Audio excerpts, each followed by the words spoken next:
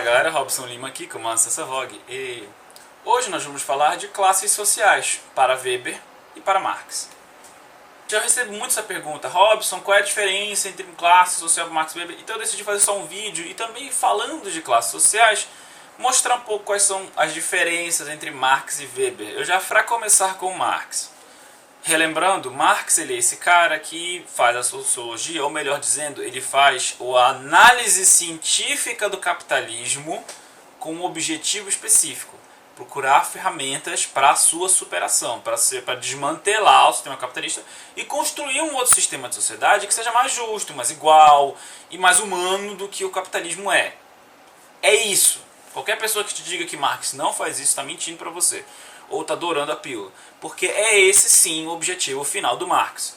A diferença disso para os outros pensadores de Marx, ao menos segundo o próprio Marx, é que ele fez isso de uma maneira científica, ou melhor dizendo, ele fez isso partindo de um materialismo, sem tentar o máximo possível ser uma pessoa coerente com o chão, ao mesmo tempo que ele sonhava assim como uma utopia, mas pensando cientificamente como fazer isso, ou melhor dizendo, tentando entender a isso aqui para que a ação política pudesse chegar ali na utopia de uma maneira mais centrada, certo? Então o Weber, ele tinha um contexto diferente do Marx. O Marx ele é esse cara que ele quer revolução, ele quer mudar a sociedade através da ditadura do proletariado, porque a luta de classes era o movimento natural da sociedade e tal. E Weber, apesar de querer sim melhoras para o Estado, e enfim, a prática política do Weber mostra pra gente que ele estava assim interessado em mudar várias coisas do Estado alemão da época dele. Ele definitivamente tinha um desprezo enorme dessa história de ditadura do proletariado e de que uma classe vai nos dominar, por mais que fosse a classe proletária, né, que, enfim, o Weber tinha um problema enorme com isso. Tem a ver com a sociologia deles, cara, e com o conceito de classe social. Tudo. O próprio Weber vai nos dizer que você não faz ciência sem os seus valores. Você não escolhe um objeto porque sim. Esse copo você escolhe porque você acha ele vermelho, você acha ele bonito, ele é de plástico, mas ele é grande, então vai. Os seus valores na hora de escolher o objeto são essenciais. Por que isso refletiu nos conceitos de classe, Robson? Porque Marx estava interessado em estudar o capitalismo. Como ele estava interessado em estudar o capitalismo em oposto a visões que ele considerava muito idealistas, muito ingênuas até, que são pessoas como Proudhon e os outros jovens hegelianos, né, da época, as pessoas com quem você vai ler os escritos do Marx e sempre fica falando mal, pois é, aquelas pessoas, Bruno Bauer, enfim. Essas pessoas, eles também tinham a ideia do Marx, só que eles não eram tão científicos, o Marx dizendo. Então, essa ideia do Marx de que você podia fazer isso com a ciência e tal, que inclusive é um sonho iluminista, tá? É um sonho... Weber não tinha isso. Então, a ideia de Marx para classes era uma coisa muito pautada no econômico, porque ele precisava se diferenciar dos outros, ou na média na cabeça dele. É o que o Engels vai explicar depois que o Marx morre, num texto chamado Anti-Düring, que eu vou deixar aqui o link. Como era necessário se diferenciar, então o foco no econômico ficou forte, mas de forma alguma Marx queria que tudo se submetesse ao econômico. O próprio Weber reconhecia isso, apesar de não concordar com muitas coisas que Marx dizia. Weber, por um outro lado, ele já queria fazer uma ciência social, uma coisa que a gente pudesse aplicar na sociedade de agora, não uma coisa que o amanhã nos levará, não. Ele não queria fazer isso, ele queria fazer uma ciência que a gente pudesse usar uma sociedade agora, entender a sociedade de agora para ajudar a sociedade de agora. Ele era um cara muito assim, muito prático, entende? Muito, como nós diríamos hoje, prático, utilitarista. Agora para os conceitos em si, né, e tentar ver do que eles estão sendo feitos e o que a gente pode fazer com isso. O de Marx ele é muito econômico, certo? Ele é muito baseado na ideia de se você tem capital, você é um capitalista. Se você não tem capital, você é um capitalista.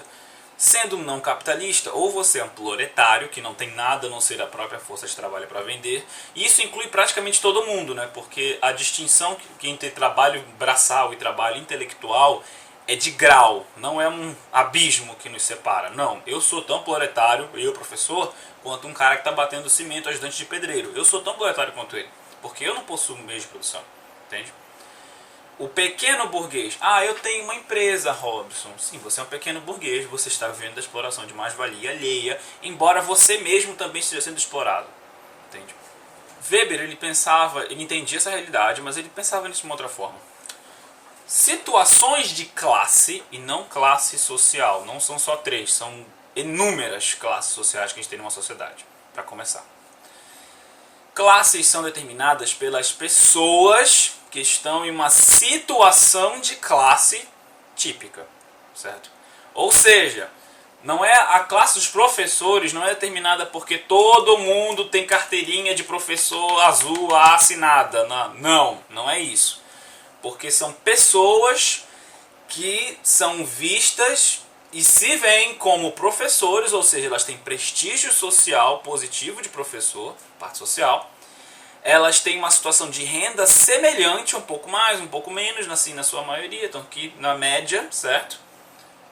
E, além disso, elas têm ou não um poder político semelhante, seja, na situação, seja como serem um sindicato ou não serem um sindicato. No caso, digamos que elas todas têm em comum que os professores não são parlamentares, vamos colocar assim.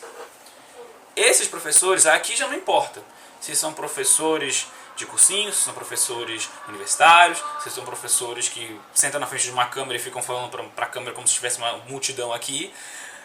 E não importa, porque nós todos temos a mesma situação de classe. Nós todos temos possibilidades iguais enquanto membros de uma classe de professores, de dar aula em escolas, de dar aulas em universidades, de trabalhar com ONGs e tarará, tarará, tarará. Vocês estão entendendo qual é a diferença agora? Isso tudo, obviamente, como vocês podem ter percebido, é um tipo ideal, né? Que é aquela ferramenta metodológica que eu estou prometendo um vídeo há um tempão e não estou fazendo, eu sei, ok? Tá calma.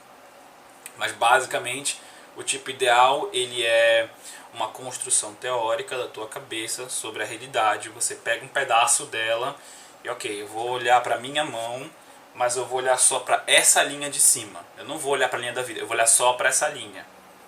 Então você vai olhar um monte dessas linhas e tirar uma média. É basicamente isso, que é um tipo ideal.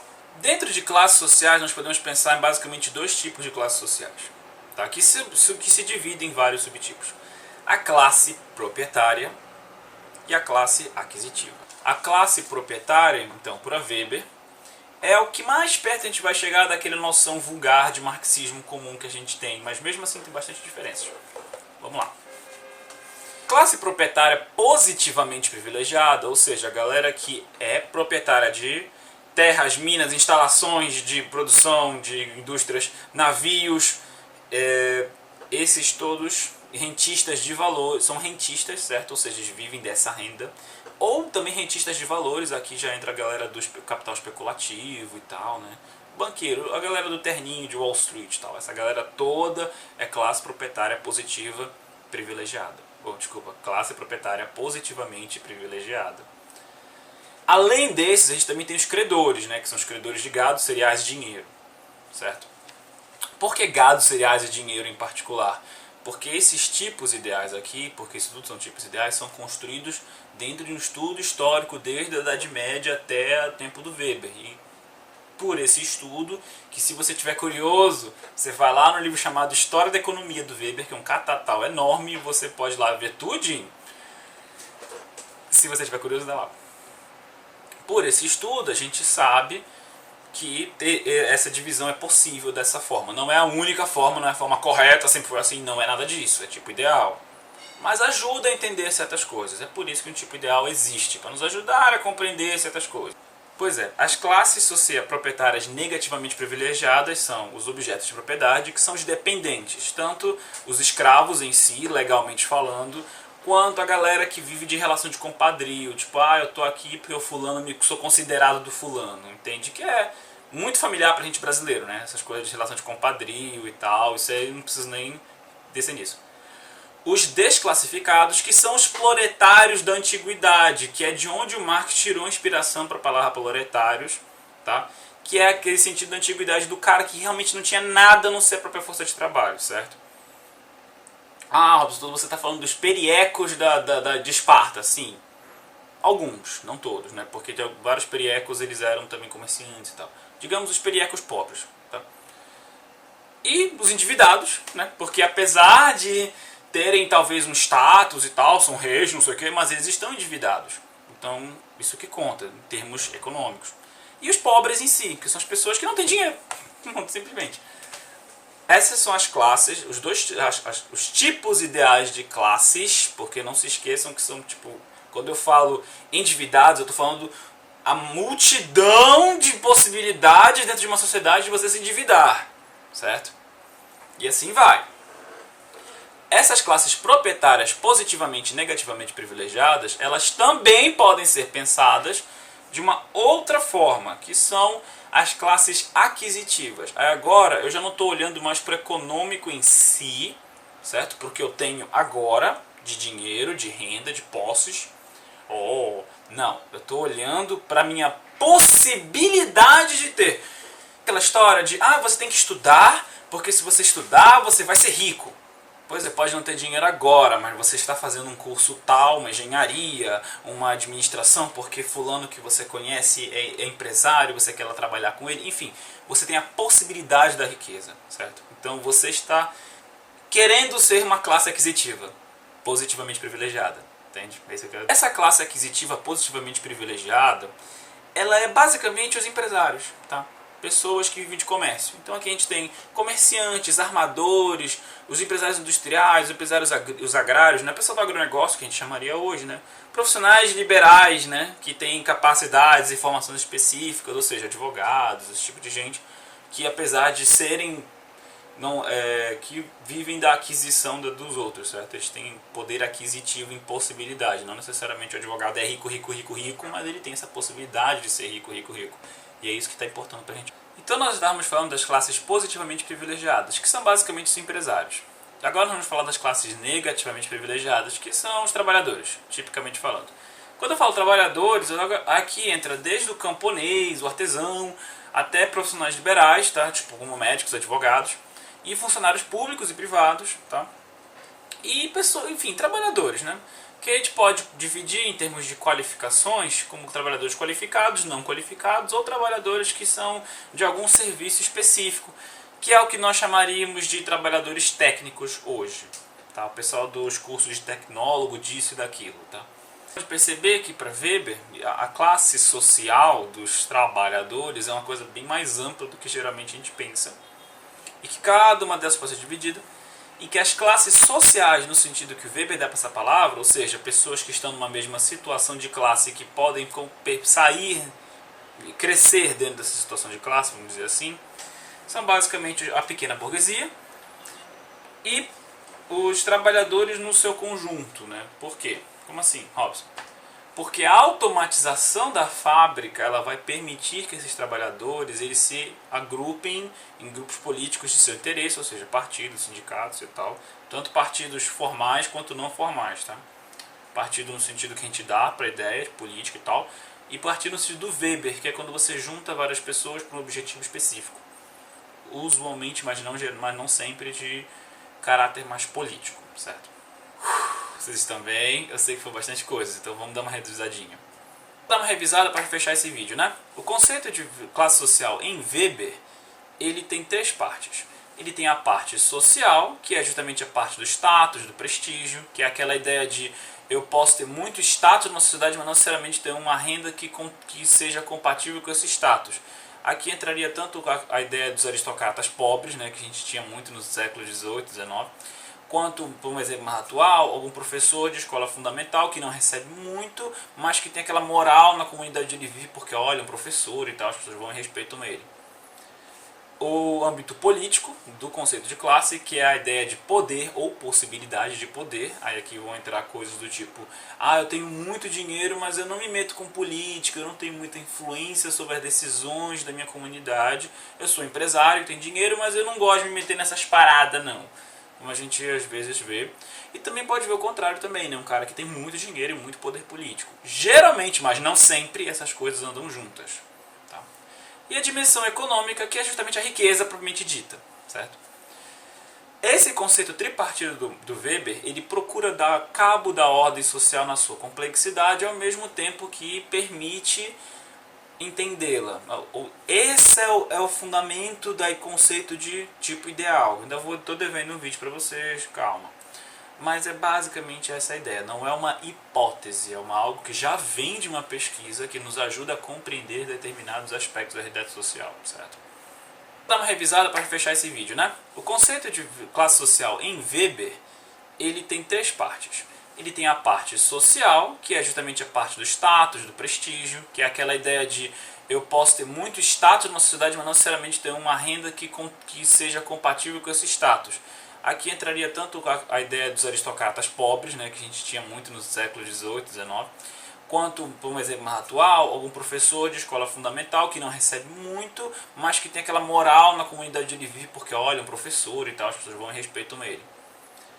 O âmbito político do conceito de classe, que é a ideia de poder ou possibilidade de poder. Aí aqui vão entrar coisas do tipo, eu tenho muito dinheiro, mas eu não me meto com política, eu não tenho muita influência sobre as decisões da minha comunidade. Eu sou empresário, tenho dinheiro, mas eu não gosto de me meter nessas paradas não. Como a gente às vezes vê. E também pode ver o contrário também, né? Um cara que tem muito dinheiro e muito poder político. Geralmente, mas não sempre, essas coisas andam juntas. E a dimensão econômica, que é justamente a riqueza propriamente dita, certo? Esse conceito tripartido do Weber, ele procura dar cabo da ordem social na sua complexidade, ao mesmo tempo que permite entendê-la. Esse é o fundamento do conceito de tipo ideal. Ainda estou devendo um vídeo para vocês, calma. Mas é basicamente essa a ideia. Não é uma hipótese, é algo que já vem de uma pesquisa que nos ajuda a compreender determinados aspectos da realidade social, certo? E o conceito de Marx, aquele conceito que nós já conhecemos, que é basicamente que divide a sociedade entre os que possuem capital e os que não possuem capital. E também nós arranhamos um pouco a superfície dos porquês esses conceitos são assim, que as motivações que levaram Marx aos seus conceitos de classe social, disso, daquilo, são muito diferentes das motivações do Weber para esses mesmos conceitos de classe social. Além das posições políticas do Weber, que não são as mesmas do Marx, embora haja uma ou duas semelhanças, eles não podem ser confundidos. Marx era claramente um cara anticapitalista, mas tanto que qualquer outra coisa, ele é anticapitalista.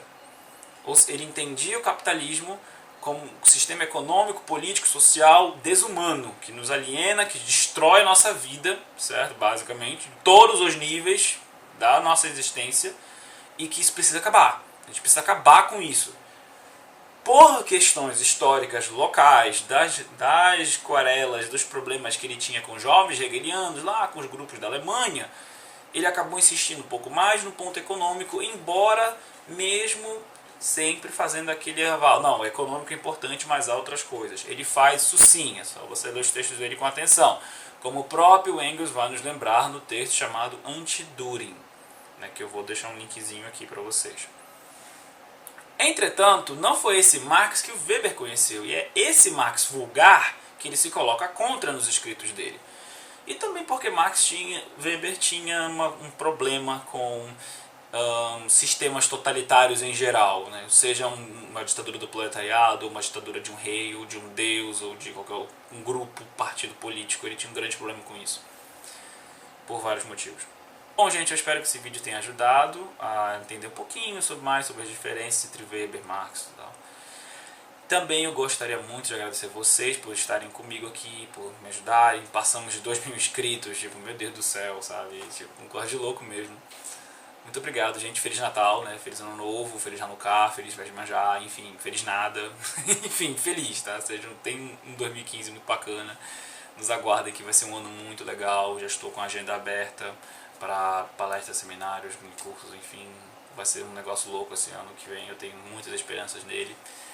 E no mais, muito obrigado, gente. Robson Lima, desligando.